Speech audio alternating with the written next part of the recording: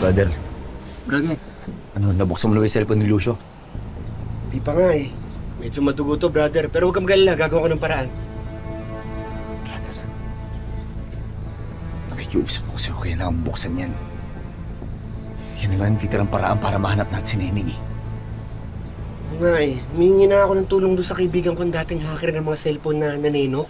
Saka hiramin ko na rin yung laptop niya kasi nando yung software para mabuksan yung mga cellphone na ganun. Miguelito, gawin mo lahat para mabuksan yan. Nakikiusap ako. Mabubuksan to, brother. Lahat naman ng bagay may paraan eh. Akong bahala. Natatakot ako. Hindi ko alam kung anong pwede nilang gawin kay Neneng. Brother, hawak ko si Ayong. Nakita ko yung kalagayan ng mga babae dun. Kung gaano sila kaawa-awa dun, brother. Kaya brother, hindi ko hahayaan na mangyari to kay Neneng.